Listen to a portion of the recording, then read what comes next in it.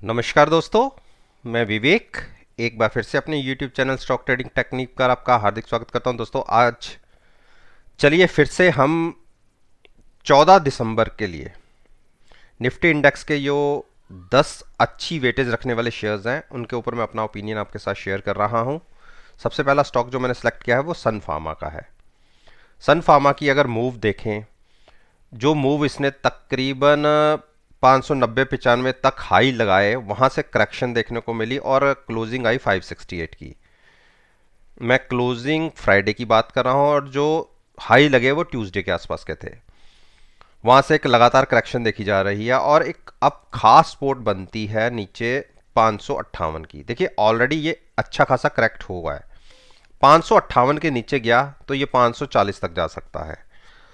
तो no doubt bearish, एक छोटा सा बेरिश ट्रेंड क्रिएट हुआ है, लेकिन कंफर्मेशन जो हम बेरिश क्रॉसओवर की कंफर्मेशन कहते हैं वो अभी जनरेट नहीं हुई। देखिए वो अभी भी काफ़ी फ़र्क है, लेकिन देखिए हिस्टोग्राम्स धीरे धीरे छोटे हुए हैं।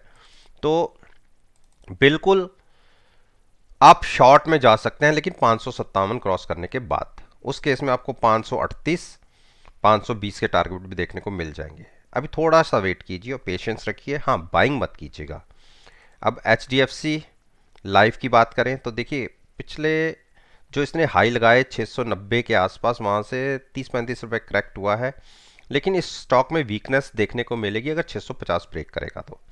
जब तक ये ब्रेक नहीं करता, स्टॉक के अंदर स्ट्रेंथ है और एक देखिए बुलिश क्रॉसओवर होने की तैयारी हो रही है। तो इस स्टॉक को आप अगर बाइंग करना चाहें तो 650 के स्टॉप लॉस के साथ बाइंग भी कर सकते हैं। पिछले 5 दिन से लगातार वन वे साइड की एक छोटी छोटी मूव्स देखी जा रही हैं अप साइड पर, तो बाइंग की जा सकती है 650 के स्टॉप लॉस के साथ। हाँ, शॉर्ट करेंगे हम 645 ब्रेक होने के बाद।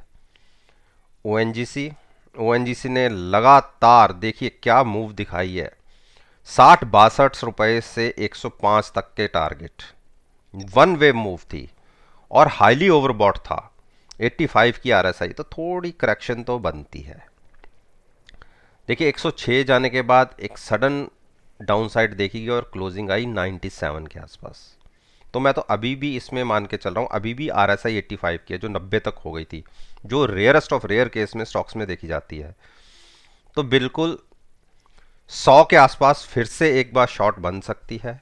आप 100 की कॉल खरीद के भी शॉर्ट क्रिएट कर सकते हैं।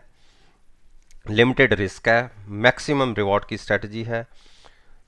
करेक्शन तो बनती है, बहुत बड़ी मूव आ चुकी है, तो कॉन्शियस होके विद हैजिंग ही ट्रेड लीजिएगा। ट्रेंड पॉजिटिव है, अगर देखिए ट्रेंड पॉजिटिव है, बुलिश क्रॉसओवर कितना ज़बरदस्त था और RSI आज भी इतनी करेक्शन के बाद भी 85 है, तो हाईली बॉट तो अभी भी है। तो इसीलिए मेरा मानना है कि एक करेक्शन थोड़ी सी और कंटिन्यू हो सकती है, जो तकरीबन 90 तक तो मिनिमम मान के चलिए। तो अगर स्ट्रेटजी लेनी है तो 95 की कॉल के साथ भी आप बाय करके भी आप फ्यूचर सेल करके स्ट्रेटजी ले सकते हैं, लेकिन थोड़ा सा रिस्की ट्रेड होगा क्योंकि ट्रेंड अभी पॉजिटिव है। मैं केवल और केवल RSI ओवरबॉट होने की वजह से इसमें एक ऐसा ओपिनियन क्रिएट कर रहा हूँ। NTPC ने देखिए क्या मूव दिखाई है। जैसे ही देखिए स्टेप्स देखिए, कर्व देखिए, लगातार थोड़ा नीचे आता है फिर उससे ऊपर डबल चलता है। और मैंने अपनी मेरी पिछली तकरीबन वीडियोस देखिए, जब ये स्टॉक यहाँ पे था 80-82 के आसपास था, तब मैंने अपने में आपको अपनी वीडियोस में कहा था मुझे इसके टारगेट 130-140 के लगते हैं। और देखिए वहाँ से वन वे मूव चली है, 140 की तरफ अग्रस चल रहा है और 102-103 तक तो पहुंच भी चुका है। तो बिल्कुल आप बाइंग साइड पे रह सकते हैं। RSI में थोड़ी गुंजाइश बची हुई है अभी भी ऊपर जाने की, तो स्टॉप लॉस उस केस में आपको रखना पड़ेगा, थोड़ा सा बड़ा रखना पड़ेगा 98 के आसपास का, यानी 4-4.5% नीचे का स्टॉप लॉस रखना पड़ेगा। तो आप मान के चलिए कि एक मूव और देखी कि जा सकती है। अच्छा, बड़ी एक रैली दिखी है, मतलब एक ही दिन के अंदर।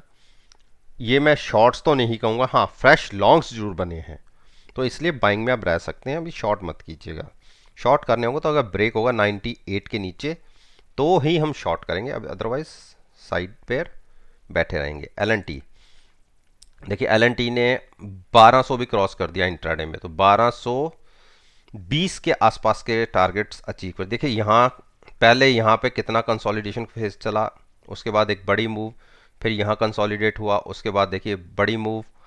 तो हो सकता है कि 1200 के आसपास ही एक कंसोलिडेशन फेज चले और उसके बाद ब्रेकआउट मिलता है या ब्रेकडाउन, लेकिन यहाँ पे एक बुलिश क्रॉसओवर मिला है, आप देखिए बुलिश क्रॉसओवर, तो इसलिए आप बाइंग में रह सकते हैं। स्टॉप लॉस रखिए 1160 का, पॉजिटिव ओपन होते हैं तो बिल्कुल बाई करिए। टारगेट इसमें लॉन्ग टर्म टारगेट तकरीबन और तकरीबन 1400 के हैं, जो मेरे टारगेट बनते हैं लॉन्ग टाइम 1400 के। HCL टेक, HCL टेक ने देखिए ऊपर जो 4 दिन लगातार इसने 880 को टच किया और उसके नीचे क्लोजिंग मिल रही है, और मेरा मानना है कि अगर इसकी क्लोजिंग 860 के नीचे मिलती है तो ही शॉर्ट करिएगा। उस केस में 845 तक के टारगेट मिलेंगे, लेकिन 882-83 के ऊपर बाइंग करना है।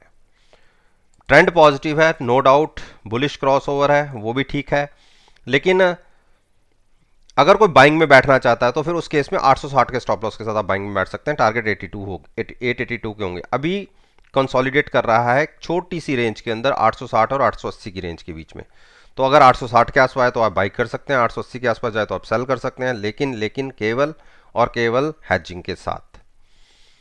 अब बात करते हैं हम कोल इंडिया। कोल इंडिया ने देखिए क्या बढ़िया मूव दिखाई है 134 के ऊपर।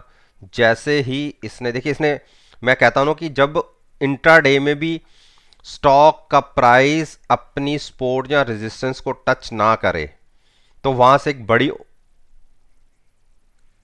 जंप की या डाउनसाइड की एक पॉसिबिलिटी बनती है। देखिए इसने इंट्राडे में भी 134 को टच नहीं किया और मूव देखिए जहां से शुरू हुए वहीं से ऊपर तक गए, 140 तक के हाई लगाने के बाद हायर साइड पर क्लोजिंग, तो अच्छी क्लोजिंग आई है। एक अब स्टॉप लॉस ले सकते हैं आप नीचे की तरफ 133 का, ऊपर ओपन होते हैं तो आप बाइंग करके चल सकते हैं। मेरे हिसाब से टारगेट मैं आपको मेंशन कर देता हूं, जो नेक्स्ट टारगेट बनेगा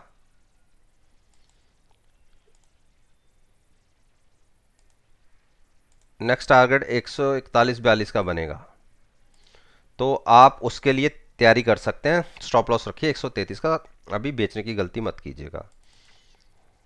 BPCL छोटी सी दायरे के अंदर नीचे 390 के आसपास की स्ट्रॉन्ग सपोर्ट है, उसको छूता है, वहां से फिर ऊपर जाता है, लेकिन उसके नीचे क्लोजिंग नहीं मिल रही। आप ये मान के चलिए 385 या 380 ब्रेक होगा तो ये स्टॉक वीक होगा, और जब तक 390 के ऊपर है तो आप बाइंग करके चल सकते हैं। बुलिश क्रॉसओवर भी है तो आप बाइंग में बैठ सकते हैं। स्टॉप लॉस रखिए नीचे का 385 का, शॉर्ट करने की भी गलती मत कीजिएगा। अब बात करते हैं हम एशियन पेंट्स की। एशियन पेंट्स ने एक अच्छा रन अप दिखाने के बाद थोड़ी सी थकावट हुई है उसे 2530 के आसपास, और मूव बिल्कुल अपसाइड पर है और 77 की RSI है, तो ये थोड़ी सी चिंता की बात है, लेकिन ट्रेंड पॉजिटिव है, बाइंग में रह सकते हैं मूव के साथ।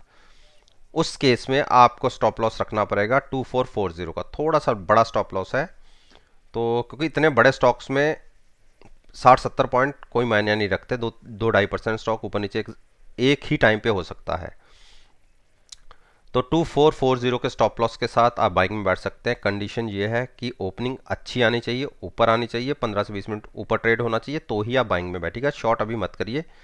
शॉर्ट का मैंने लेवल आपको, जो मेरा स्टॉप लॉस होता है वही शॉर्ट का लेवल भी होता है, उस केस में आप 2440 के नीचे आप शॉर्ट भी कर सकते हैं। अब बात करते हैं अदानी पोर्ट्स। अदानी पोर्ट्स 5 दिन से या 6 दिन से लगातार कंसोलिडेट कर रहा है, और अगर आप ये देखेंगे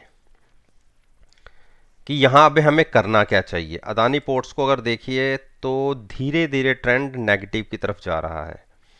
मेरे हिसाब से एक बार थोड़ा सा कॉन्शियस होके 460-65 की कॉल, अगर 65 वाली कॉल या 460 वाली कॉल बाय करके आप फ्यूचर सेल करेंगे तो पॉसिबिलिटी है कि एक डाउन साइड की मूव हमें देखने को मिले तकरीबन 450 तक की, और 450 ब्रेक होगा तो 426 तक की।